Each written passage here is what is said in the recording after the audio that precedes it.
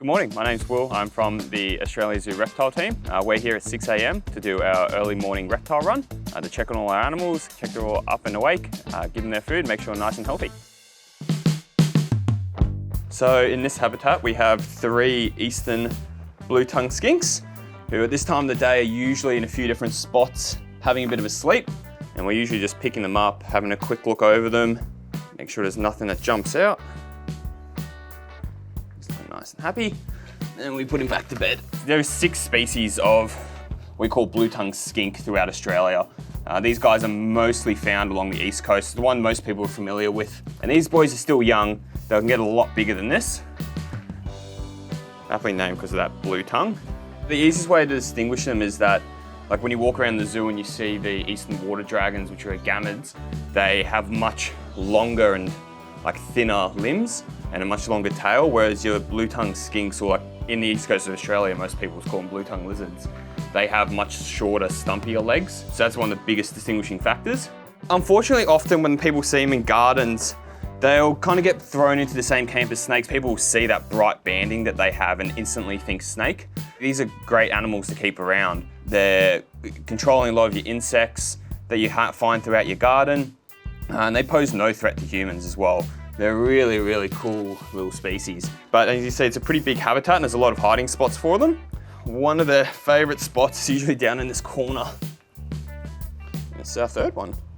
So being that he's been out in a bit of a colder area, and when we pick him up, he's a little bit cooler than the others, we just go and chuck him under the heat so he can warm up for the day. And then once all the animals are checked, we just go through and we do a clean of the habitat, which usually means giving it a bit of a rake, giving some of the rocks a bit of a scrub, and then last but not least, we just clean the windows so that everyone that visits the zoo later can see our amazing blue tongues.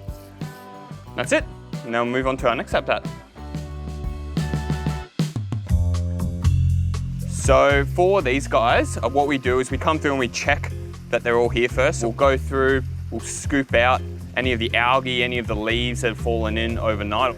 We'll check that all the pumps and the waterfalls are working well. We always want to try and keep these habitats in a really high standard and looking incredibly presentable for the health of the animal.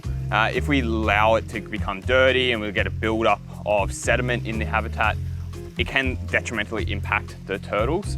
So we're always wanting to come through, scoop out anything that might have fallen in, any foreign debris as well. It gives us a good chance as well when we are cleaning to look at the overall health of the turtle. Once you have it looking nice, it's probably my favorite habitat to see each morning when you walk past it. So now that the habitat's all clean, we'll go through and we'll put out some food for our Irwin's turtles. They get a varied diet. So today they get some leafy greens. We also bring a little bit of food for the native fish species that live in here. And then they get their algae wafers and little algae blocks as well. On other days, we give them protein blocks. It really depends on what we feel like they need for the day.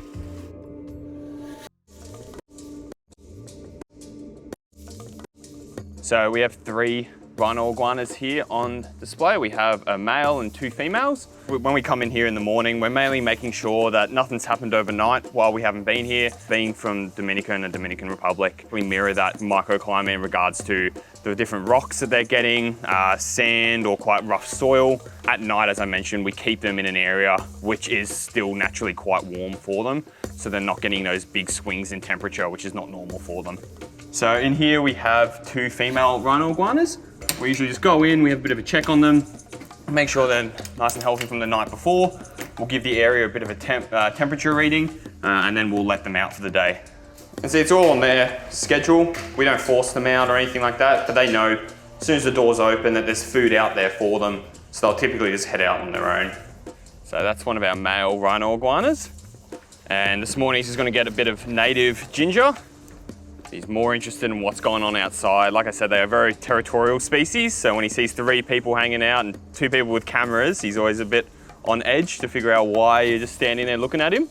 They are unfortunately endangered, mainly due to habitat destruction and human impacts on their environment. Being a rhino iguana, they're aptly named because they have this little horn on the front of their face, which is meant to somewhat resembles a little rhino horn. But these guys, they're phenomenal climbers. Like if you look at their habitat, they have various areas they can climb, but they're also really good swimmers as well. And they do get much bigger than this.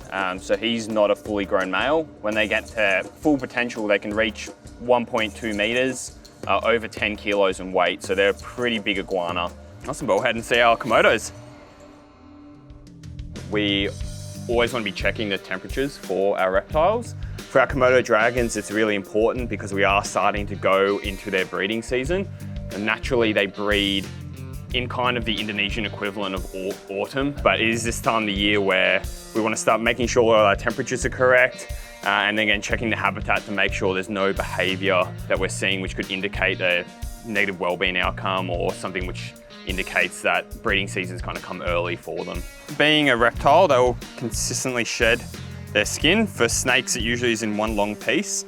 For lizards, they'll do little patches. So this is a little tiny piece from Inda, our female Komodo dragon. So this is Lagatha, other female Komodo dragons, who were lucky enough to get some eggs from last season. And we just do our morning check, just check she's nice and healthy, nothing stands out, and we just change her temperatures again.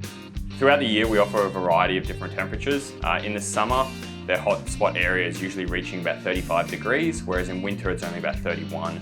At nighttime, we're typically only reaching about 24 degrees in winter and about 27 in summer. The main reason we do that is we're trying to mimic what they're experiencing on the Komodo Islands. So this is Ragnar, our male Komodo dragon.